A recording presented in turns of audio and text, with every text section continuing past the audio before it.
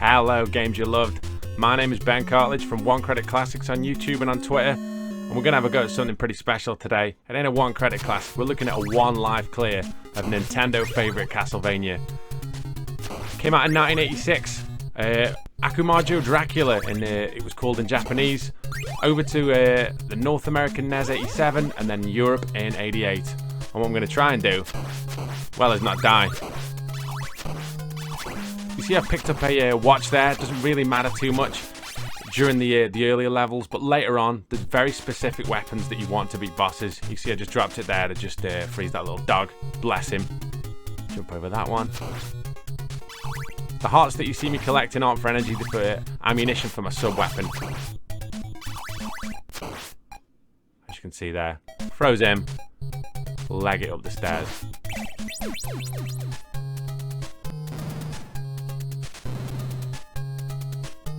There's 18 stages on this. Split up into 6 parts. See some hidden food there. I don't need that. I don't know, eat some kind of pork chop I found in a wall. Although, disclaimer, I probably will later. So yeah, these 18 stages, split up into 6 worlds with a boss at the end of each one. Freeze that guy just because I can. A lot of the earlier stages a lot shorter, a lot less difficult really. Oh, that makes me invincible. Get myself that axe, it's a great power up. Especially for this boss. First level. And all I'm going to do here is spam these axes at this bat. Beautiful. Collect the orb for the end of the level. And we are all done.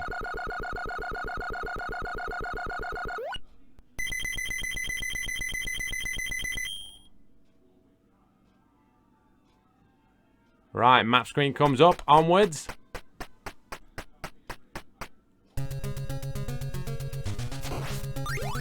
First point where I'll change weapons, and arguably, level-wise, probably the best functional sub-weapon you get in the game. The cross kind of boomerang. As you can see there, incredibly useful. Good for killing certain bosses. The boss of this level, the Medusa, and the boss of the next level, which is the mummies. Very good for killing that. But after that, you're going to want to go with the holy water. The little 2 you've seen me collect there, basically... 2 seconds, let me get this jump. There we go. The little 2 you've seen me collect there basically means I can have 2 sub-weapons on the screen at once, which makes the whole proceedings a lot easier, as you might imagine. Get past the Medusa heads. I'll leave the candles there, because I've got enough sub-weapons, really, enough hearts. I'll collect that as well. And the other thing you've got to be careful of is, a lot of these candles will contain sub-weapons. There we go. And jump again, miss that, and you'll only spawn the 2. Anyhow, yeah, a lot of these candles actually contain sub-weapons. And later on, especially when you fight the harder bosses, having the right sub-weapon is critical. See, if I would have collected that, then I would have had the wrong one. The clock, not that useful, especially not later on. I need to stop showing off here. Right. Time this jump right. There we go. Might be another couple of Medusa heads if I remember correct. There he is. Right on cue. And onward here.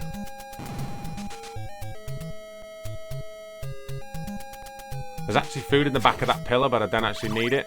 Gotta be careful these, you can die one hit with these. Oh! There you go. I thought better of running straight through, clearly. Nice. So that's the 3. That's the maximum you can get. So that is the most sub-weapons you can have on screen at once. Which makes those kind of things quite easy. They're a tricky enemy normally. Bang on time. They're a tricky enemy normally. I keep going through here. But what you notice is that the damage you take from enemies increases as the levels increase. So not only are the later levels harder, but you've got less chances to mess up, really. I'll just keep running through here. I'm alright for hearts, so I'll get that one, because it's a 5 heart. And on to Medusa. Stand in the corner and spam boomerangs. That is pretty much all I'm going to do. And that's that. a challenging boss with the wrong sub-weapon, but with 3 boomerangs, really didn't stand a lot of a chance.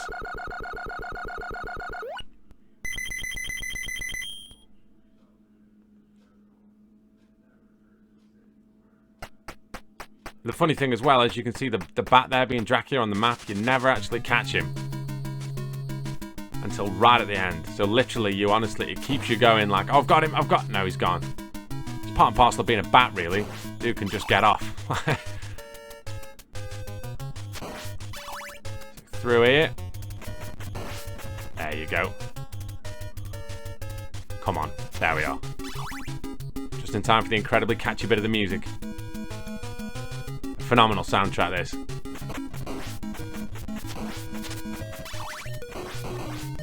A guy called Kinuyo Yamashita, responsible for doing the soundtrack. It's really, it's one of those things that the Castlevania series has been going really for kind of, well, many years, like 30 years realistically. And these songs from the original ones got remixed quite a bit in newer versions, and these are the ones that everybody remembers. That was quite nicely done. I do say so myself.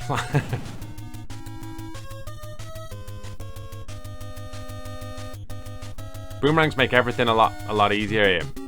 Primarily because if I can jump and get him, can I? There we go. There we are, back up here. Now these bird things are quite annoying. The best way to do them is to try and just scroll them on bit at a time. Because the real problem is that, like the mechanic with this, with most games, in terms of if you get hit, I hate these things. If you get hit, you see, yeah, it's not ideal, but could have been worse. As you see there, if you get hit, you get knocked backwards. And on levels with pits in the floor, yeah, it's an absolute nightmare. You're asking for it. Right, onward, more of the same. Oh, come on. I'm better than that. Right. Also, the boomerang's handy on this because you can take the bullets out that they fire. There we go. Or you can just scroll them off. I mean, it's up to you, really. That's better. Right, focus a bit. Let me get my game on. Got an extra life there. You get one at 30 and then one at every 50,000 after that.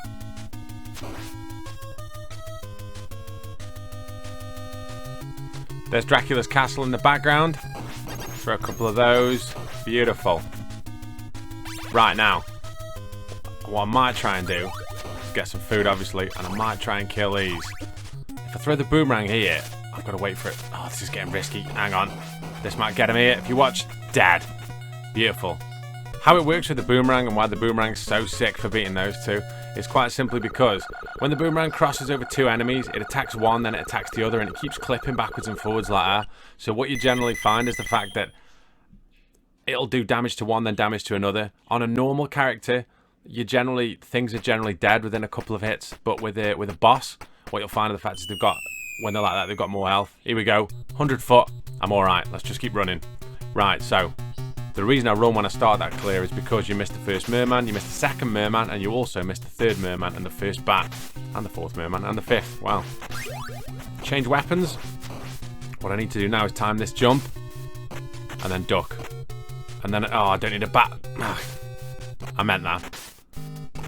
And that. Oh, and that, obviously. I meant all of that. So, duck this time, duck the bat. And then what we'll do is we'll get up to the top and we will take out stage 11. Which is fairly straightforward. It's just kind of quite plodding. What you need to do is make sure you hit the Igors before they bounce. Because if they bounce, they've got 2 jump animations. They've got a little jump and a big jump. And you never know which one they're going to do. They usually do little, big. But the big jump will go over you. But on the off chance that they don't, you take damage and you just don't need to.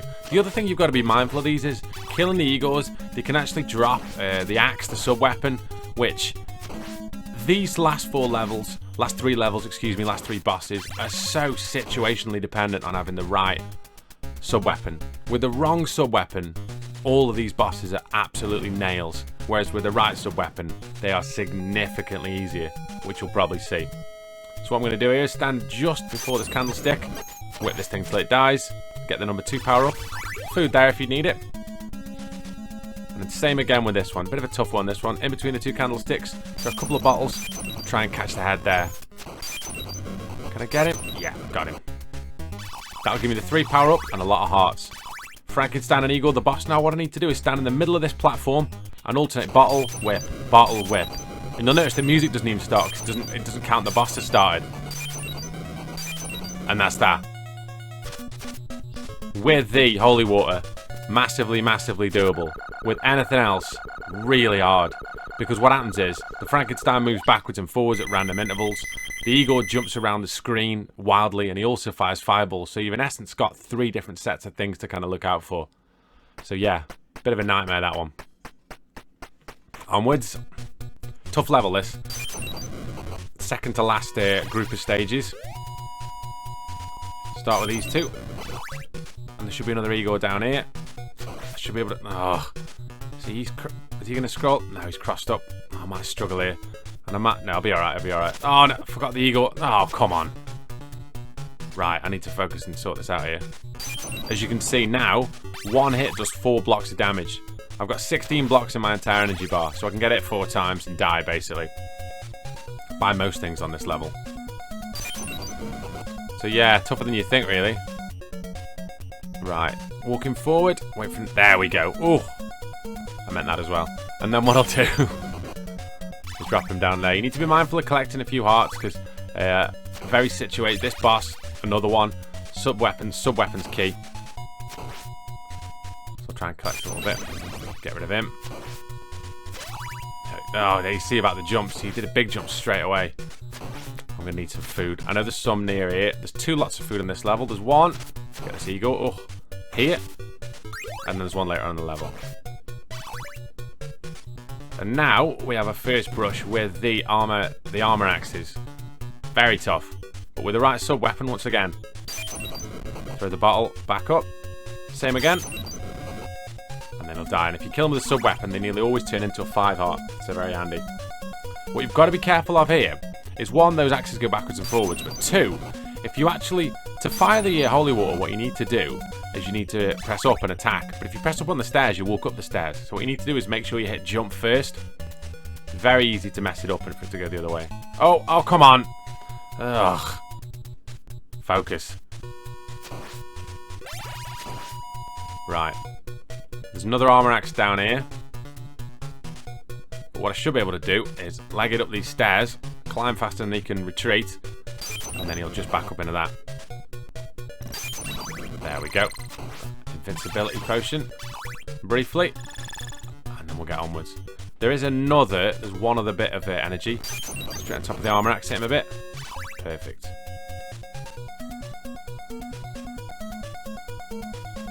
I hate trying to get these things.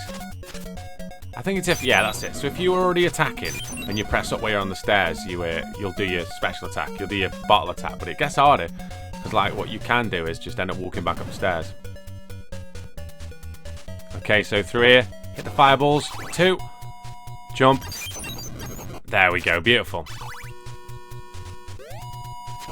Take care of this guy and up the stairs. And what I can do here is I can get a couple of shots in.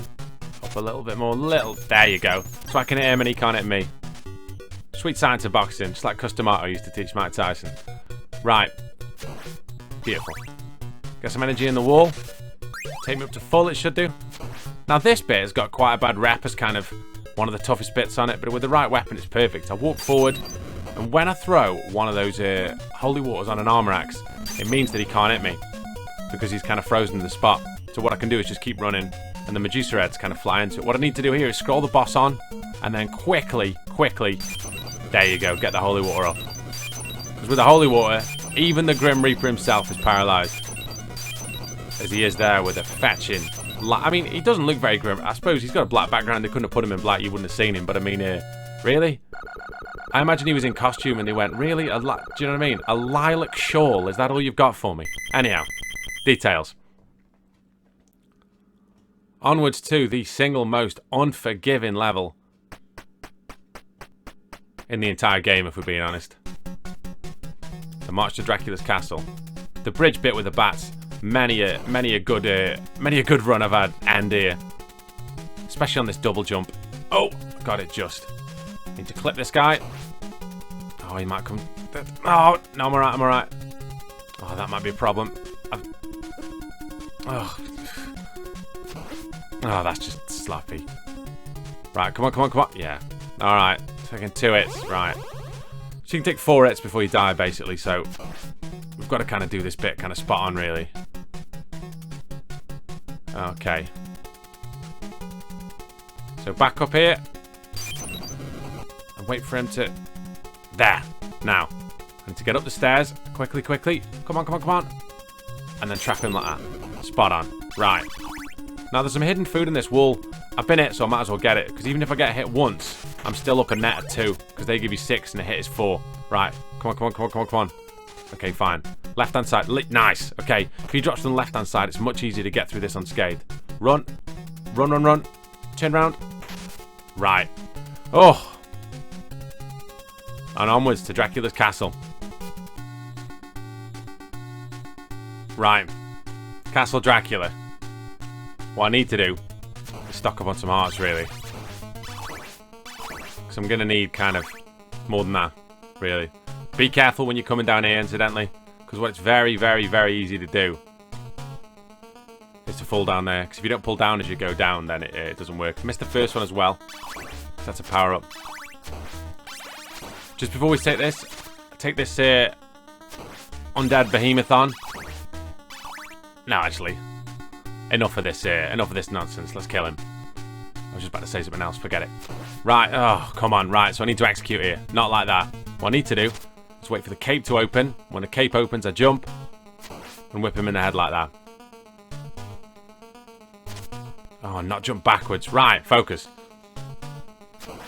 That's the one. Okay. And that is literally all you need to do. Couple of tips. 1. Try to avoid walking backwards. Because if you do, when he teleports, there's a good chance that you could get hit. If he's on top of you when he teleports, it's 4 damage. If you get it by a fireball, it's 4 damage. If you can avoid it, like I should have done there, try and avoid getting the hits when he's in a corner. Because what you'll often find is, when he's in a corner, and you go and chase him like that, there's a good chance you get boxed in. And then you need a really good jump to pull that off. Like there. Yeah, sack that. Okay. So 4 more hits and he's all done.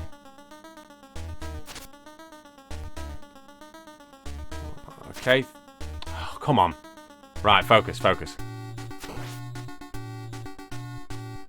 Right, here we go.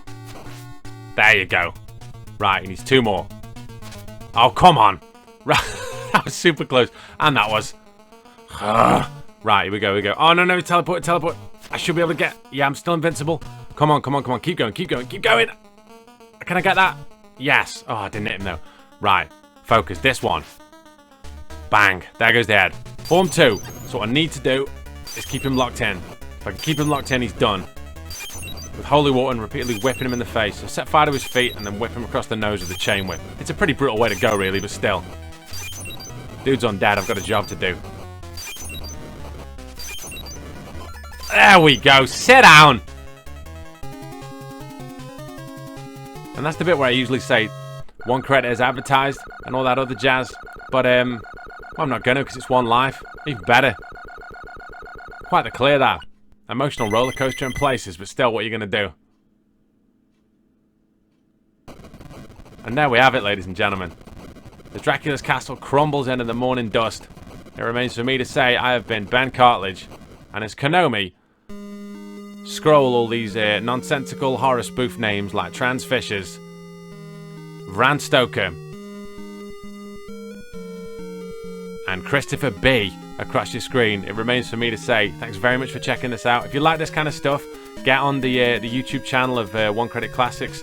Just put 1 Credit Classics into YouTube, you'll get it. New content out every Wednesday. It's also a Twitter account at #1 Credit Classics, and there's a Facebook page which is facebook.com/1 Credit Classics. Thanks to everybody at Games You Love for this great opportunity. I hope you enjoyed watching this. I hope you enjoyed watching me play through Castlevania. It's such a fun game, and I hope it's inspired you to kind of dig out, especially if you just bought one of those NES minis, because I know that's on there. So take very good care of yourselves. Come check out the content at Games You Loved and over at 1 Credit Classics, and I'll speak to you very soon. Take care.